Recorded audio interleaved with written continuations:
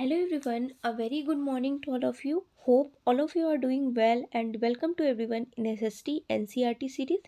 आज हमारा ये चैप्टर नंबर 7 है, क्लास 7th का ज्योग्राफी का। हमारी पूरी ये सीरीज़ चल रही है, आप प्लेलिस्ट से चेकआउट कर सकते हो या फिर डिस्क्रिप्शन में भी लिंक से देख सकते हो, जिसमें हम सीटेट पेपर टू एसएसटी का सारा सिलेबस डिस्कस कर रहे हैं। ये सीरीज़ फॉलो करते हो तो आई एस श्योर 50+ मार्क्स आप गेन कर लोगे। ठीक है, चलिए अब हम अपना चैप्टर स्टार्ट करते हैं। चैप्टर है हमारा मानवीय पर्यावरण, बस्तियां, परिवहन एवं संचार। देखिए, हम पहले चैप्टर में भी हमने पढ़ा है और हमें पता भी है कि प्रारंभिक मानव क्या था, कि पूरी तरह से प्रकृति पर निर्भर था।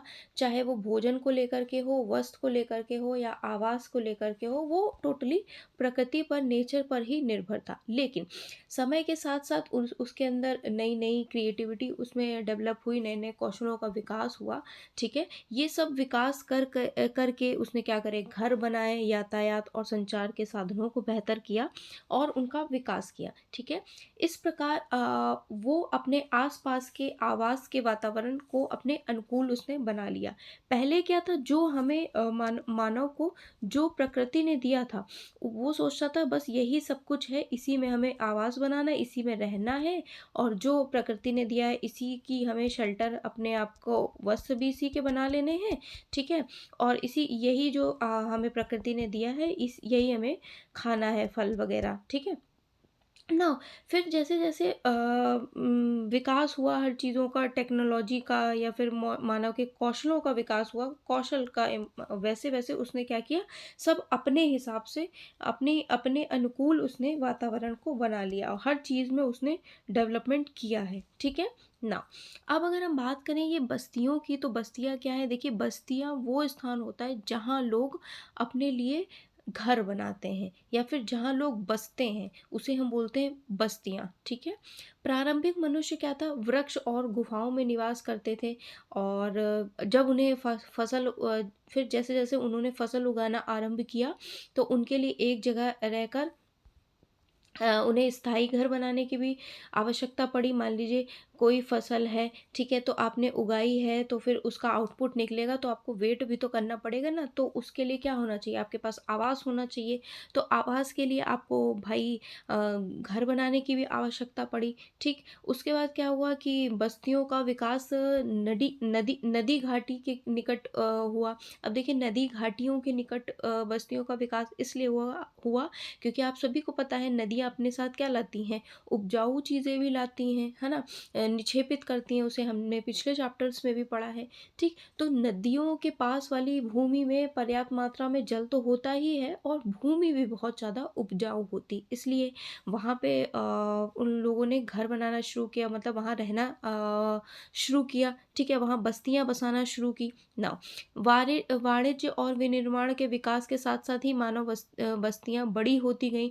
फिर नदी घाटी के निकट बस्ती पनपने लगी और धीरे धीरे सभ्यता का विकास होने लगा। ठीक है, और आपने ये भी सुना होगा कि सिंधु घाटी सभ्यता है, टिग्रिस है, नील है, हुआंगी नदियों के किनारे विकसित हुई सभ्यता के नाम आपको याद है, बच्चों से पूछे जा रहे हैं। ठीक है, अब अगर हम बात करें तो बस्तियां भी दो तरह की होती हैं, एक स्थायी होती हैं और एक अस्थायी। जैसा कि नाम से ही पता चल रहा है, स्थायी क्या होती हैं, जो बस्तियां कुछ समय के लिए बनाई जाएंगी वो स्थायी होंगी। ठीक, वो अस्थायी होंगी, मतलब टेम्परेरी होंगी। ठीक है, और जो मतलब हमेशा के लिए हो, स्थायी, वो स्थायी कहलाएंगे। जैसे कि अगर बात करें, घने जंगल, गर्म और ठंडे रेगिस्तान या फिर पर्वतों में निवास करने वाले क्या बनाएंगे, अस्थायी बनाएंगे, क्योंकि वहाँ का वातावरण मनुष्य के अनुकूल नहीं होता। घने जंगल में ज़्यादा गर्मी में, ज़्यादा ठंडे स्थान पर ज़्यादा टाइम तक नहीं रह सकते, इसलिए वहाँ पे अस्थायी टेम्परेरी बस्तियाँ ही होंगी। ठीक, वे आखेटक, संग्रहण, स्थानांतरी कृषि एवं ऋतु प्रवास करते हैं। यद्यपि अधिकांश बस्तियां आज स्थायी बसने लगी हैं। इन बस्तियों में लोग रहने के लिए घर बनाते हैं। स्थायी बस्तियों में क्या है, लोग रहने के लिए घर बनाते हैं। ठीक, ना कुछ फैक्ट दिया है, फैक्ट देख लेते हैं इस बॉक्स में। फैक्ट ये दे रखा है, वे स्थान जहाँ भवन अथवा बस्तियां विकसित होती हैं उन्हें बसाव स्थान बोलते हैं। आपसे पूछ लेगा बसाव स्थान क्या होता है, तो बसने के लिए जहाँ लोग बसते हैं उसे बसाव स्थान बोल दिया, है ना। अब बसने के लिए भी इंसान भाई घर कहाँ बनाएगा, अब हम लोग भी अपना घर लेंगे, जैसे मैं चाहती हूँ कि मैं कहाँ लूँ, मैं लखनऊ में मान लो रह रही हूँ, ठीक है, तो मैं सोचूंगी यहाँ के सबसे पॉश एरिया में रहूँ, गोमती नगर है, इंदिरा नगर है, अच्छी जगह रहूँ, है ना, सबसे पॉश एरिया में रहूँ, ठीक है, जहाँ पे सारी फैसिलिटीज़ मुझे अवेलेबल है। वही चीज़ है उस टाइम भी ऐसा ही था, ठीक है, कि लोगों को क्या है, लोगों को उपयुक्त जलवायु मिल जाए, जल की उपलब्धता अच्छी हो, उपजाऊ मिट्टी हो जाए, है ना, और उपयुक्त भूमि मिल जाए, वहाँ पे वो लोग रहने के लिए अपनी बस्तियां बसाते थे, उन्हें ही बसाव स्थान बोलते थे। और ये स्थितियां देख कर के लोग अपना स्थान चुनते थे। जैसे मैं सोचूंगी कि हाँ, शिवा को अच्छी एजुकेशन मिल जाएगी, वहाँ पे सोसाइटी अच्छी होगी, लोग पढ़े लिखे होंगे और वातावरण अच्छा मिल जाएगा, ये वाली चीज़ है ना। ना, अब अगर नेक्स्ट पेज पे मूव ऑन करते हैं तो नेक्स्ट पेज में ये बताया गया है कि ये तो थोड़ा सा ऋतु प्रवास एक बार देख लीजिए। लोगों के मौसमी आवागमन को ऋतु प्रवास कहते हैं। जो लोग पशु पालते हैं वे मौसम में परिवर्तन के अनुसार नए चारागाह की खोज में निकल जाते हैं। देखिए, लोग क्या करते हैं, जो पशु पालते हैं वो मौसम जैसे ही चेंज हुआ, उसके अनुकूल नहीं हुआ तो दूसरे जगह मूव ऑन कर दिए, तो उसी को बोला है ऋतु प्रवास। मौसम के अकॉर्डिंग अगर हम चेंज करते हैं स्थान को, प्रवास को अपने, तो उसे बोलते हैं ऋतु प्रवास, ठीक है ना। अगर इसमें बताया गया है दो विभिन्न प्रकार की हमारे सामने चित्रण आते हैं जिन्हें हम बोलते हैं ग्रामीण एवं शहरी बस्तियां।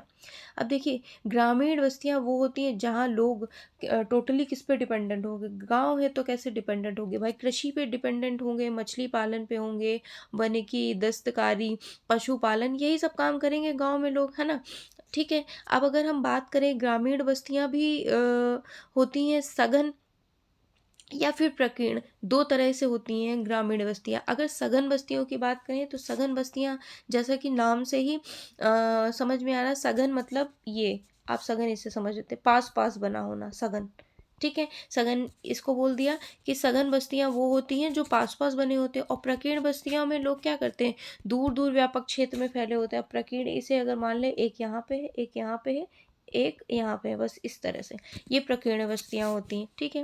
अब इस प्रकार की बस्तियां, मुख्यतः प्रकीर्ण बस्तियों की बात करें तो पहाड़ी क्षेत्र में घने जंगल और जहाँ पे उपयुक्त जलवायु नहीं हो, अति विषम जलवायु हो, वहाँ पे होती हैं। और जहाँ अच्छी जलवायु है वहाँ पे सघन बस्तियां होती हैं, ठीक है ना। नेक्स्ट की अगर हम बात करें तो ग्रामीण क्षेत्र में लोग अपने पर्यावरण के अनुकूल ही घर बनाते हैं। अत्यधिक वर्षा वाले, अब देखिए जहाँ पे वर्षा जहाँ होगी, ज़्यादा वर्षा होती तो वहाँ लोग कैसे बनाएंगे, इस तरह से बनाएंगे घर कि अपना वर्षा का पानी ऐसे नीचे निकल जाए या नीचे गिर जाए, बह जाए नीचे, है ना। अत्यधिक वर्षा वाले क्षेत्र में कि ढाल वाले छत बनाएंगे, ढाल वाले छत बनाएंगे कि पानी आराम से चला जाए, ठीक।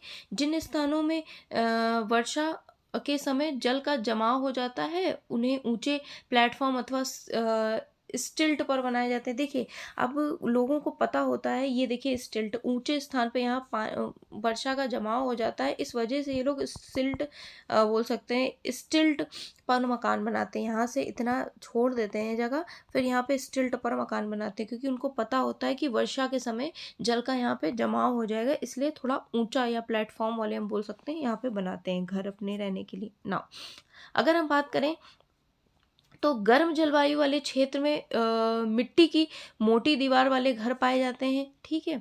और जिनकी छत फूस की बनी होती है, स्थानीय सामग्री जैसे कि पत्थर है, पंख है, चिकनी मिट्टी है, तृण आदि का उपयोग घर बनाने में किया जाता है। अगर हम नगरीय बस्तियों की बात करें तो नगरीय बस्तियों में नगर छोटे एवं शहर उनसे बड़ी बस्तियां, नगरीय बस्तियों में भी दो तरह की बात बताई गई है कि नगर छोटी और छोटी एवं शहर उनसे बड़ी बस्तियों के बारे में। नगरीय क्षेत्र में लोग क्या करते हैं, निर्माण, व्यापार और सेवा क्षेत्र में कार्यरत हैं। भाई लोग वर्किंग होते हैं, ऑफिस गोइंग होते हैं, बिजनेस करने वाले होते हैं, है ना, और कुछ निर्माण कार्य में लगे होते हैं। ये अपने राज्य के कुछ गांव के नाम, ये तो बच्चों से पूछा गया है, ये हमारे समझने की चीज़ नहीं है ना। अब अगर हम बात करें परिवहन, तो देखिए परिवहन को हम समझ सकते हैं, परिवहन का मतलब है लोगों एवं सामान के आवागमन का साधन ही तो परिवहन है। परिवहन को ऐसे अगर हम से डिफाइन करने को कहें तो हम ऐसे डिफाइन कर देंगे, परिवहन लोगों एवं सामान के आवागमन का साधन साधन है। पुराने समय में देखिए क्या होता था, लोगों को यात्रा करने में, दूरी तय करने में बहुत ज़्यादा समय लगता था, है ना? लोग पैदल चलते थे और अपने सामान को ढोने के लिए पशुओं का उपयोग करते थे। पहिए की खोज से परिवहन आसान हो गया था। पहिए का जब खोज हुई तो परिवहन आसान हो गया, ठीक है। तो नाउ अगर हम बात करें नेक्स्ट, समय के साथ परिवहन ने विभिन्न साधनों का विकास होता गया, लेकिन आज भी लोग परिवहन के लिए पशुओं का उपयोग करते हैं। अगर हम बात करें तो हमारे देश में किन किन पशुओं का उपयोग होता है परिवहन के लिए, तो गधे हैं, खच्चर हैं, बैल हैं, ऊंट हैं, इन सभी का उपयोग होता है। अगर हम बात करें दक्षिण अफ्रीका के एंडीज पर्वत के क्षेत्र में लामा का उपयोग होता है, किसके लिए? परिवहन के लिए। तो आपसे पूछा जा सकता है दक्षिण अफ्रीका में किस पशु का उपयोग होता है ना? तो आप बताओगे लामा का उपयोग होता है, एंडीज पर्वत के क्षेत्र में लामा का उपयोग होता है, ठीक है, परिवहन के लिए। और अगर आपसे तिब्बत में पूछा जाए तो तिब्बत में याक का उपयोग होता है परिवहन के लिए, ठीक है। ये आप याद रखिएगा, कुछ यूनिक चीज़ें होती हैं वो एग्जाम में पूछी जाती हैं, उन पे हमें ज़रा ज़्यादा गौर करना चाहिए, ठीक है। नेक्स्ट, प्रारंभ में अन्य देशों के व्यापारी को भारत पहुंचने में पहले टाइम में क्या होता था, अन्य देश के व्यापारियों को भारत पहुंचने में बहुत ज़्यादा महीनों का समय लगता था। समुद्री मार्ग से या फिर थलीय मार्ग से आते थे, ठीक है। हवाई यात्रा ने परिवहन को द्रुत बना दिया है। आज भारत से यूरोप की यात्रा क्या है, केवल 6 से 8 घंटे में कर सकते हैं। इस प्रकार परिवहन जो है, ट्रांसपोर्टेशन जो है, हम उसने क्या करा है, ट्रांसपोर्टेशन ने हमारे समय को और हमारी एनर्जी दोनों को ही बचा लिया है, ठीक। अगर हम बात करें तो परिवहन आप सभी को पता है 4 तरह के होते हैं, सड़क मार्ग और रेल मार्ग, जल मार्ग, वायु मार्ग, यही होंगे परिवहन के माध्यम, परिवहन के साधन ना। नेक्स्ट अगर बात करें तो भारत में अनेक राष्ट्रीय एवं राज्य राजमार्ग है। भारत में एक्सप्रेस वे का निर्माण नवीनतम है, सबसे ज़्यादा नवीनतम अगर पूछे तो एक्सप्रेस वे का निर्माण है। स्वर्ण चतुर्भुजीय महामार्ग क्या है, दिल्ली, मुंबई, चेन्नई और कोलकाता को जोड़ता है। जो स्वर्ण चतुर्भुजी मार्ग है वो किसको किसको जोड़ता है, दिल्ली, मुंबई, चेन्नई और कोलकाता। चतुर्भुजी इसलिए बोला, कुछ इस तरह से वो जोड़ता है एक्सप्रेस वे, ठीक। नाउ अगर हम बात करें सड़क मार्ग की, तो देखिए सड़क मार्ग में भी क्या होता है, कम दूरी यातायात का सबसे अधिक उपयोग करने वाला सड़क मार्ग ही है, जिसमें कच्ची और पक्की सड़क हो सकती है ना, 2 तरह की होती है। अगर हम बात करें मैदानी क्षेत्र में सड़कों का घना जाल बिछा होता है। मरुस्थल, वन या फिर ऊंचे पर्वत जैसे स्थान पर भी सड़कें बनी होती हैं। अगर हम बात करें कि हिमालय पर्वत पर मनाली लेह राजमार्ग विश्व का सबसे ऊंचा सड़क मार्ग अगर आपसे पूछा जाए तो मनाली लेह राजमार्ग है, विश्व का सबसे ऊंचा, ठीक। नेक्स्ट, भूमिगत सड़कों को भूमिगत मार्ग सबवे कहते हैं। अब ये पूछा जाएगा, भूमिगत सड़कों को क्या बोलते हैं, सबवे के नाम से भी जानते हैं, तो आपसे पूछ लेगा, सबवे याद रखिएगा, ठीक है। नेक्स्ट, फ्लाईओवर उत्थित संरचनाओं के ऊपर बने होते हैं। फ्लाईओवर जो होते हैं उत्थित संरचना, इस तरह से फ्लाईओवर कुछ नहीं बने होते हैं, तो वही इन्होंने बताया है। ये कच्ची सड़क है, ये पक्की सड़क है, सब तो आपको पता ही है, क्या बताने की आवश्यकता है। ये इंपॉर्टेंट, ये पूछा जा सकता है। देखिए, जाइनिंग से लहासा के बीच चलने वाली रेलगाड़ी समुद्र तल से 4000 मीटर की ऊंचाई पर चलती है, समझ रहे हैं आप, जिसका सबसे ऊंचा बिंदु तल है 5072, ये वाली बात। रेल मार्ग की अगर हम बात करें तो इससे भी आप भली भांति परिचित हैं, आवागमन एवं भारी सामान को ढोने का कार्य करता है। वाष्प इंजन की खोज एवं औद्योगिक क्रांति ने रेल परिवहन के तीव्र विकास में सहायता प्रदान की। अगर हम बात करें सुपरफास्ट रेलगाड़ियों से परिवहन की गति और तीव्र हो गई है। मैदानी भाग में रेल मार्ग का जाल व्यापक रूप से फैला हुआ है। सबसे इम्पोर्टेंट बात यह है कि भारतीय रेल मार्ग का जो जाल है वो एशिया का सबसे बड़ा, आप बोल सकते हैं, भारतीय रेल मार्गों का जाल भली भांति विकसित है, एशिया में सबसे बड़ा भारतीय रेल मार्ग का जाल है, आप ऐसा बोल सकते हैं। अब ये कैसे बोल सकते हो, देखिए, अगर हम बात करें तो ट्रांस साइबेरियन रेल मार्ग जो है विश्व में सबसे लंबा रेल मार्ग है, जो कि पश्चिमी रूस से सेंट पीटर्सबर्ग से प्रशांत महासागर तट पर स्थित व्लादिवोस्टक तक जाता है। ये इन्फॉर्मेशन देखिए, जो ट्रांस साइबेरियन है वो आपके ट्रांस साइबेरियन रेल मार्ग विश्व का सबसे लंबा रेल मार्ग है, जो कि पश्चिमी रूस के सेंट पीटर्सबर्ग पश्चिमी रूस, यहाँ पे पीटर्सबर्ग ये आपको दिख रहा होगा। यहाँ से लेकर के कहाँ जाता है, प्रशांत महासागर तट पर स्थित व्लादिवोस्टोक तक। मतलब आप समझ रहे हैं, यहाँ से लेकर के कुछ व्लादिवोस्टोक यहाँ पे है, यहाँ तक जाता है ये रेल मार्ग, सबसे लंबा है। ठीक है, नेक्स्ट जल मार्ग से भी आप परिचित हैं, बट हम डिस्कस कर लेते हैं। देखिए जल मार्ग की अगर बात करें तो बहुत टाइम पहले के टाइम में हमें बहुत टाइम लगता था, लेकिन अगर हम बात करें मेन 2 पॉइंट की, तो एक अंतर्देशीय जलमार्ग है, एक समुद्री मार्ग है। ठीक है, अगर अपने ही देश में यात्रा करने की बात हो तो नदी झीलों के माध्यम से अंतर्देशीय जलमार्ग बना दिया गया है, और समुद्री मार्ग है एक देश से दूसरे देश तक सामान या फिर इंसान मतलब मनुष्य जाते हैं इस समुद्री मार्ग के द्वारा।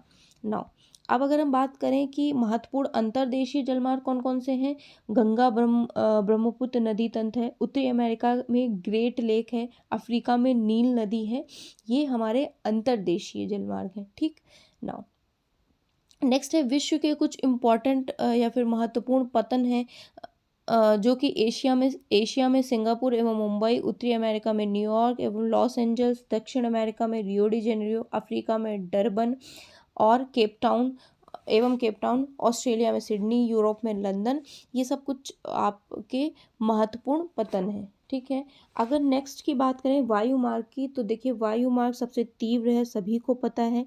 ठीक, अब देखिए इसमें क्या होता है कि ईंधन की लागत बहुत लगती है, इसलिए सबसे महंगा है। जो इसकी ईंधन की कॉस्ट होती है ना, पेट्रोलियम की इसकी कॉस्ट होती है ना, वो बहुत ज़्यादा होती है, इसलिए इसके टिकट्स भी बहुत ज़्यादा महंगे होते हैं, कॉस्टली होता है। ठीक, और वायु यातायात खराब मौसम जैसे कि कोहरे तूफान को इससे भी प्रभावित होता है, या फिर हम बोल सकते हैं कुप्रभावित होता है।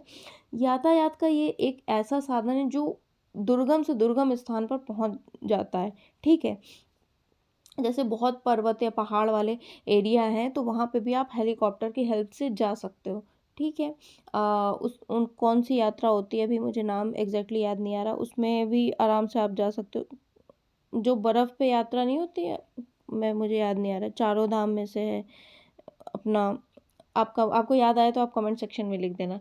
ठीक है, हाँ केदारनाथ बद्रीनाथ, वहाँ पे भी आप हेलीकॉप्टर से आराम से जा सकते हो। तो ये वाली बात है कि आप दुर्गम से दुर्गम स्थान पर भी जा सकते हो, विशेष रूप से जहाँ सड़क एवं रेल मार्ग नहीं है। हेलीकॉप्टर अगम्य स्थानों एवं संकटकालीन स्थितियों में लोगों को बचाने, इन सब चीज़ों में यूज़ होते हैं ना। नेक्स्ट अगर हम बात करें संचार, आप सभी परिचित हो इससे भी।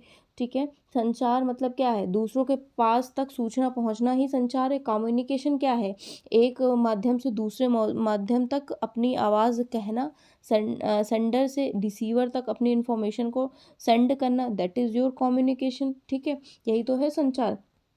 अब ये देखिए, सूचना आदान प्रदान करने की प्रक्रिया को हम संचार बोल सकते हैं। जैसे कि सूचना प्रदान करने के लिए शिक्षा तथा मनोरंजन के लिए संचार के विभिन्न साधन उपयोग किए जाते हैं, जैसे कि समाचार पत्र है, रेडियो है, टेलीविज़न है, ये सब हम जानते हैं इनके बारे में। ठीक है, इनके लिए इसीलिए इनको संपर्क माध्यम बोलते हैं। संपर्क माध्यम इसीलिए बोलते हैं क्योंकि जन मतलब लोग, संपर्क मतलब कम्युनिकेशन से है। ठीक है, और तेल की खोज, वनों का सर्वेक्षण, भूमिगत जल, खनिज संपदा, मौसम पूर्वानुमान एवं आपदा पूर्व चेतावनी आदि में सैटेलाइट सहायक होती है। इन सब के लिए सैटेलाइट का उपयोग होता है, सैटेलाइट सहायक होती है इन सब की सूचना पहुंचाने के लिए।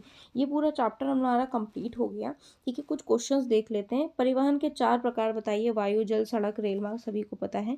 बस्ती से आप क्या समझते हैं, जहाँ लोग बसते हैं उनके लिए उपयुक्त क्या होगा, जल होगा, उपयुक्त रहने के लिए जल अवेलेबल होगा, उपयुक्त वो कृषि कर पाएंगे। ठीक है, और उपयुक्त भूमि होगी, उपयुक्त मिट्टी होगी, अनुकूल जलवायु होगी, वहाँ पे लोग बस जाएंगे, उसे बस्ती बोलते हैं।